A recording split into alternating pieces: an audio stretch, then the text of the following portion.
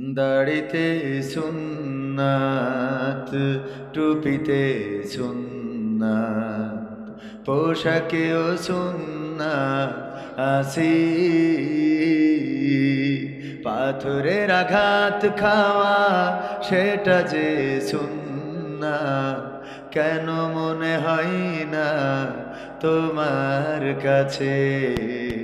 কেন মনে হয় না তোমার কাছে? ঠিক কিনা? ঠিক মনে হলো না আপনাদের? আরেকটু জোরে বলা যাবে?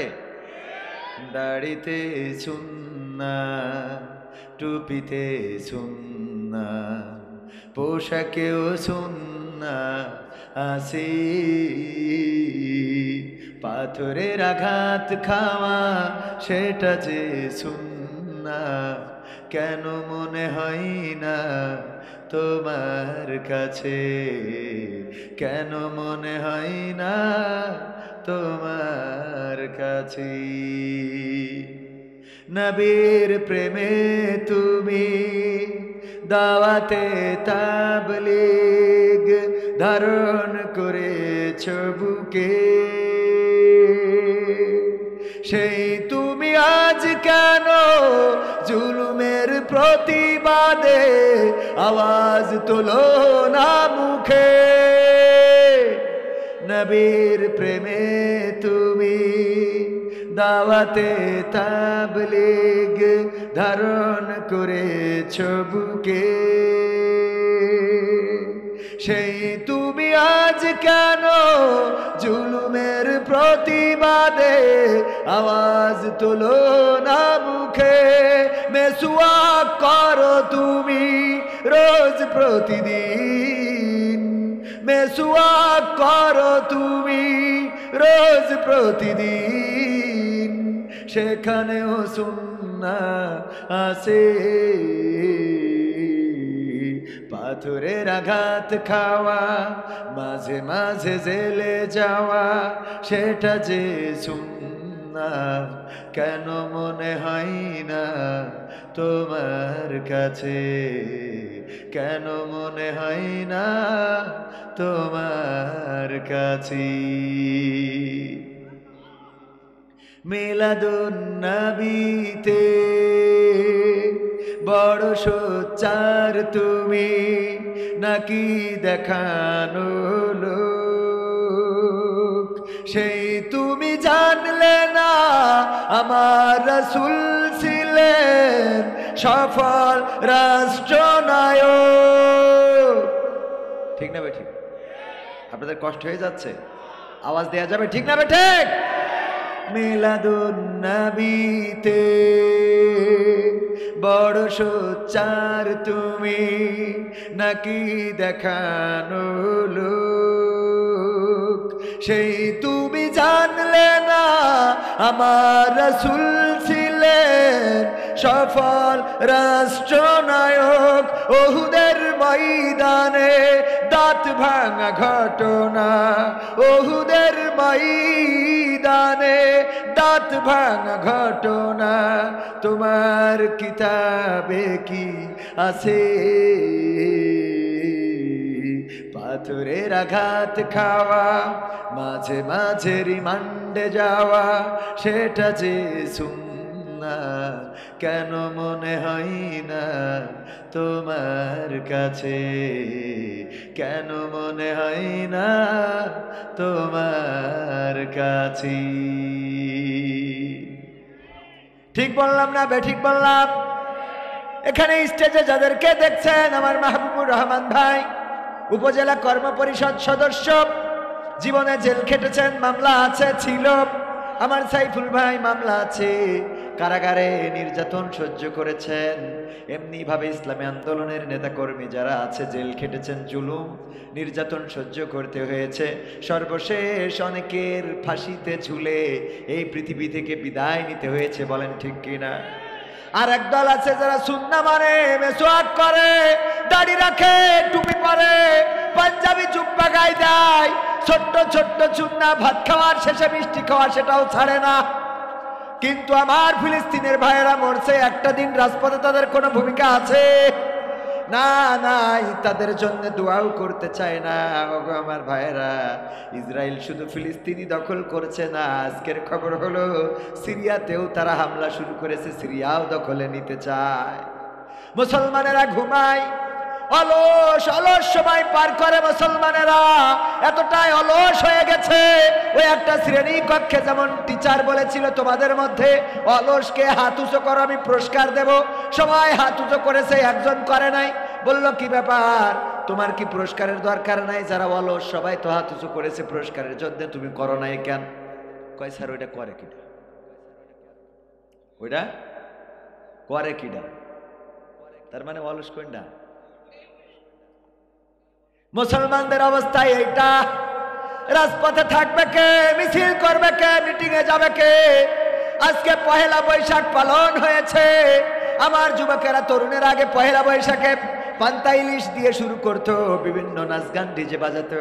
আরে এবার কিন্তু সেটা তেমন একটা হয় নাই, ঠিক না?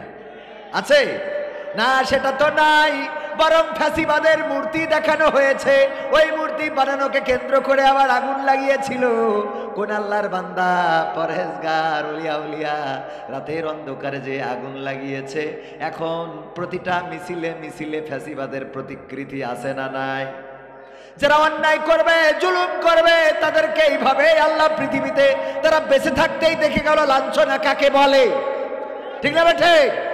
লাঞ্ছনা কাকে বলে? তারা পৃথিবীতে থাকতেই দেখে গেল। আর যারা আল্লাহর পথে চলে, রাসূলের পথে চলে, যারা দ্বীনের পথে চলে, তারা এতটাই প্রশান্ত আত্মা, দুনিয়ার পরে থাকতেও তাদের কেউ দমাতে পারে না। দুনিয়ার পরে থাকতে তাদের কোনো দুশ্চিন্তা গ্রাস করে না, দুনিয়ার পরে থাকতে তারা দুশ্চিন্তাগ্রস্ত হয় না, আর মারা যাওয়ার সময় নিশ্চিন্তে মারা যায়। বলেন ঠিক কিনা? প্রমাণ আছে না নাই? মতিউর রহমান নিজামী রাহিমাহুল্লাহ, নাম শুনেছেন কিনা? কে ছিলেন? বাংলাদেশ জামাত ইসলামীর মুহতারাম সাবেক আমির মতিউর রহমান নিজামী হাফিজাহুল রাহিমাহুল্লাহ বললেন, ও আমার সন্তানেরা, আমি ফাঁসির কাস্টে যে ঝুলবো, আমি কি পরে যাব? লুঙ্গি পরে যাব নাকি পায়জামা পরে যাব? আমার কবর দেওয়ার জন্যে পাবনা সাথিয়াতে যাবে কে? তোমাদের মাকে সাথে নিও না, অনেক দূরের রাস্তা, জার্নিতে ক্লান্ত হবে, অসুস্থ হয়ে পড়বে, সুতরাং তোমাদের মাকে সাথে নিও না। কবর খনন করার জন্য কারা যাবে? আমার দাফন কাফনের জন্য ঢাকা থেকে কারা যাবে? এমন ভাবে সুন্দর করে নিশ্চিন্ত মনে এমন কথা বলতে পারে, তারা আর কেউ নাই, তারা আর কেউ নয় যারা আল্লাহর কাছে নিজেদেরকে নিবেদন করে দেয়, যারা বলে ইন্না সলাতি ওয়া নুসুকি ওয়া মাহইয়ায়া ওয়া মামাতি লিল্লাহি রাব্বিল আলামিন। যারা বলে আল্লাহ, আমার সালাত, আমার কুরবানি, আমার জীবন, আমার মরণ সব আল্লাহর রাস্তায়, তোমার রাস্তায় বিশ্ব প্রতিপালক, তুমি তোমার কাছে আত্মসমর্পণ করে দিলাম, তোমার জন্য নিবেদন করে দিলাম। তারা যদি জেলে যায় তাও তাদের দমাতে পারে না, তারা যদি ফাঁসিতে চলে তাও তাদের কান্না ঝরে না, তারা যদি নির্যাতনের মধ্যে পড়ে তাও আত্মসমর্পণ করে না, তারা যদি জীবন প্রাণঘাতীর সম্মুখীন হয় তাও বাতিলের কাছে প্রাণ ভিক্ষা চায়, চেয়েছে। বরং তাদের চিন্তামুক্ত থাকার অন্যতম কারণ হলো আমার সাইফুল্লাহ বিন কুরবান ভাই, উনি তো থাকেন কোথায়? যশোরে। গরু পোষার তেমন তো রাস্তা নাই, কিন্তু আমার সাইফুল ভাই থাকেন গ্রামে, মাঝে মাঝে ধান কাটেন, পাট ধন, জামাতের ইউনিয়ন আমির, মাঝে মাঝে ধান কাটেন, তারপরে পাট ধৌত করেন, নিজের কাজ নিজে করেন, অনেক কষ্ট করেন। দিনের জন্য যখন মাঠে যায় তখন কৃষক, যখন পাট ধোয় তখন একজন পাট ধৌতকারী, আবার যখন ইসলামী আন্দোলনের নেতৃত্ব দেয় তখন নেতা। আজকে ফিলিস্তিনের মিছিলে স্লোগান দিয়েছে তখন উনি একজন স্লোগানদাতা। এমনি ভাবে ইসলামী আন্দোলনের নেতা কর্মীরা যেখানেই যাবে সেখানেই সব জায়গায় পারফরমেন্স ভালো করবে, এটাই তো ঠিক, বলেন ঠিক না বেঠিক? আর পারফরমেন্স ভালো না খারাপ ইসলামী আন্দোলনের নেতা কর্মীদের? দুইটা মন্ত্রণালয় দিয়েছিল, সেই দুইটা মন্ত্রণালয় আলহামদুলিল্লাহ কোনো দুর্নীতি কি পাওয়া গেছে? আমার সফরসঙ্গীদের মধ্যে দুইজনের নাম তো বারবার বলি, কিন্তু আরো দুইজন আছেন, আমার মোহাম্মদ ভাই, ছোটবেলার আমার ক্লাসমেট, আজকে এসেছে, বললো তোমার সাথে যে আসা হবে এটা তো কল্পনাও করি নাই, তো আসছে। কিন্তু দুঃখজনক, স্বাস্থ্য এত বেশি যে উঠার পরে আমার টায়ার বাস্ট, গাড়ি পাংচার হয়েছে।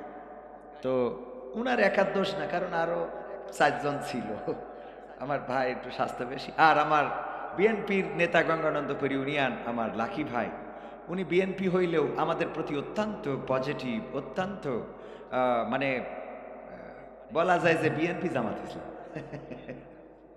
আলহামদুলিল্লাহ, উনিও খুবই মানে ইসলামের জন্য 5 ওয়াক্ত নামাজি এবং ইসলামের জন্য, কোরআন হাদিসের জন্য, মাদ্রাসার জন্য, মসজিদের জন্য নিবেদিত প্রাণ। এই যে আমার পাশে একটু আতচ করলে দেখতে পাবো, বিএনপি করেন কিন্তু ইসলামের সাথে, ইসলামী আন্দোলনের সাথে, ইসলামী আন্দোলনের কর্মীদের সাথে সর্বাত্মক সহযোগিতা ওনার আছে। আল্লাহ রাব্বুল আলামিন আমাদের এই ভাইদেরকে হায়াতে তাইয়্যিবা নসিব করে দিন, বলেন আমিন।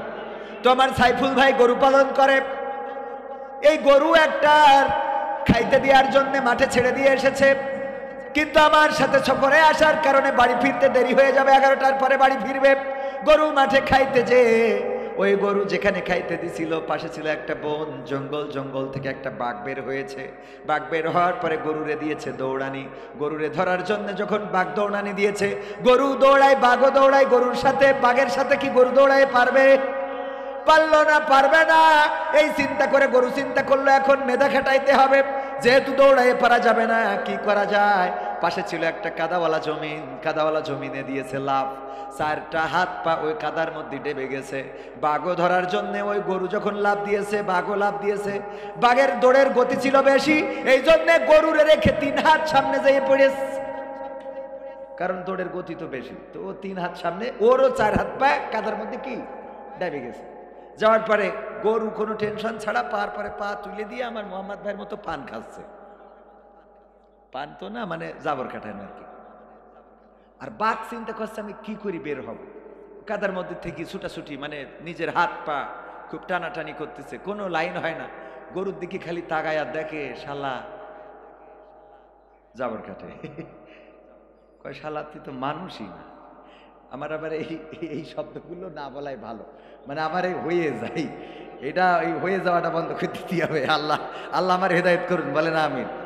মানে দিন যত যাচ্ছে, আমি বলছিলাম যে আজকেও আমার একজন ভাইকে ইবনে সিনা হাসপাতালে বলছিলাম যে আগে শার্ট প্যান্ট পরে বেরোইতে পারতাম, কিন্তু এই বছর আর শার্ট প্যান্ট পরারও কোনো রাস্তা নেই। মানে দিন যত যাচ্ছে তত শার্ট প্যান্ট পরা তো হারাম, কিন্তু মানে পরিবেশ, সামাজিকতা, বর্তমান সিচুয়েশন আমাকে আর শার্ট প্যান্ট এগুলার পরতে দিচ্ছেন। তো এই জন্য আমি যে কথাগুলো বলি, এই কথাগুলো আসলে সময় আসছে যে আর বলা হবে না। যে সময় আসছে সেই কথাগুলো আর বলা যাবে না। তো যাই হোক, এখন মানে বাঘের তো মেজাজ খারাপ হয়ে গেছে, এই জন্য এই কথাটা বলেছে আর কি। ধরে নেন যে শালা তুই তো মানুষই না। কেন? বা গরু বলছে ভাই কে কি হয়েছে? কি হয়েছে মানে এই কাদার মধ্যে তুই দিলি লাফ। আমি যদি তোরে ধরতাম তাইলে আমি খাতাম, এটা ঠিক, তুই মারা যাতিস, কিন্তু আমি তো বাঁচতাম। আর তুই যদি দৌড় দিয়ে পালাই যাতিস তাহলে তুইও বাঁচতিস, আমিও বাঁচতাম, দুইজনে বেঁচে থাকতাম। কিন্তু আকামটা করলি কি, কাদার মধ্যে দিছিস লাভ। এমন কাদা, ওই যে ইঁদুর মারার জন্য যে আঠা দেখেন না বইয়ের মতো মেলায় রাখতে হয়, মানে ওতে পড়লি ও ওতে আরো জড়ায়। তো এই কাদার মধ্যে দিছিস লাভ, এখন না তুইও বেড়াইতে পারবি, আমিও বেড়াইতে পারবো। তো গরু বলছে তা ভাই অসুবিধে কি? তো বাঘের মেজাজ আরো খারাপ হয়ে যাওয়ার কথা না। অসুবিধে কি মানে?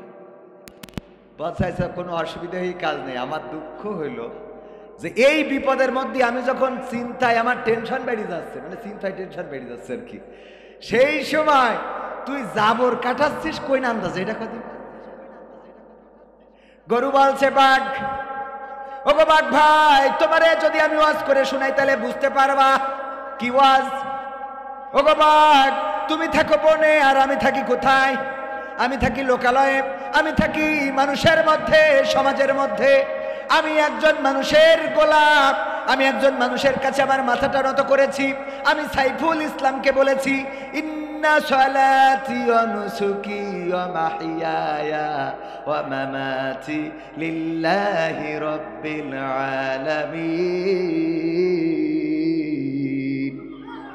আমি আমার মালিক সাইফুলকে বলেছি, ওগো সাইফুল ইসলাম, আমি আমার নাঙল টানা, আমি আমার গাড়ি টানা, আমি আমার জোয়াল টানা, আমি আমার বাসুই দিয়া, আমি আমার দুধ দিয়া, আমি আমার বাসুর দিয়া সব তোমার জন্য কুরবানি করে দিলাম।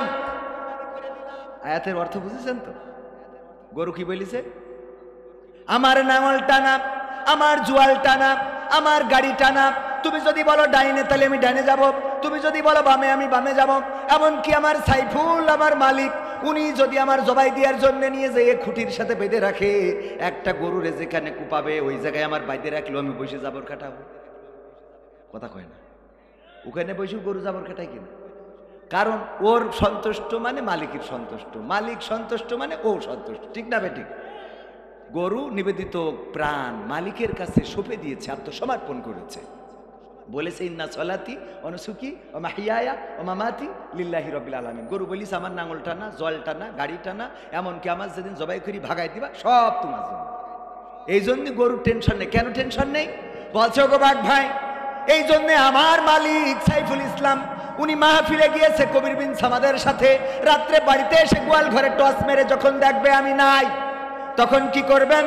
উনি চলে যাবেন, আসবেন আমার খুঁজার জন্য মাঠের মধ্যে লাইট মেরে, যখন 5 ব্যাটারির লাইট মেরে খুঁজবে, খুঁজতে খুঁজতে কাদার মধ্যে আমারেও দেখবে, তোমারেও দেখবে। দেখার পরে উনি ইউনিয়ন আমির, উনার সাথে বিএনপিরও সক্ষতা আছে, লাকি ভাইয়ের নেতৃত্বে আর উনার নেতৃত্বে মাহবুবুর রহমান সহ সব গড়ে এসে আমারে তুলে নিয়ে যাবে, আর তোমার এইখানে পিঠাইয়ে কবর দিয়ে তারপরে বাড়ি যাবে। এইবার বলো আমি জাবর কাটাবো না তুমি কাটাবা? ঠিক না বেঠে? আমি জাবর কাটাবো এই জন্যই, কারণ আমি একজনের কাছে আমাকে সমর্পণ করে দিয়েছি, আমি আত্মসমর্পণ করেছি। যেমন আত্মসমর্পণ করেছিল ইব্রাহিম আলাইহিস সালাম, বলেছিল ইন্নী ওয়াজ্জাহতু ওয়াজহিয়া লিল্লাযী ফাতারাস সামাওয়াতি ওয়াল আরদ হানিফা ওয়া মা আনা মিনাল মুশরিকিন। ওগো আল্লাহ, আমি সমস্ত দিক থেকে আমার মুখটা তোমার দিকে ঘুরাই দিয়ে ঘোষণা করে দিলাম আমি কোনো মুশরিকদের সাথে নেই। ইব্রাহিম আলাইহিস সালাম আত্মসমর্পণ করেছিলেন। এমন আত্মসমর্পণকারী হওয়ার দরকার আছে না নাই? আপনারা রাজি আছেন ইনশাআল্লাহ? আমি আলোচনা করতে চাই সূরা তাহার 55 নম্বর আয়াতে কারিমা তেলাওয়াত করেছি। সূরাটা মাক্কি সূরা, নাজিল হয়েছিল এমন সময় যেই সময় আল্লাহর নবী দিনের দাওয়াত দিতে পারতেন না বলে ফরিয়াদ করেছিলেন, ওগো রব, তুমি যদি ইসলামের মধ্যে আবু জাহেল, আবু লাহাব, উতবা, শাইবা, মুগিরা, অথবা তুমি যদি ওমরের মতো একজন ব্যক্তিকে ইসলামের জন্য কবুল করে নিতে, তাইলে তোমার ইসলামের ভাবমর্যাদা বেড়ে যেত। এই দোয়া যেই সময় আল্লাহর নবী করেছিলেন সেই সময় এই সূরাটা নাজিল হয়েছিল। সূরার নাম কি? সূরা তাহা। সূরার নাম কি? সূরা তাহা। এই সূরার 55 নম্বর আয়াত আমরা তেলাওয়াত করি, সবাই পড়েন। মিনহা খালাকনাকুম ওয়া ফিহা নুঈদুকুম ওয়া মিনহা নুখরিজুকুম তারাতান নুখরা।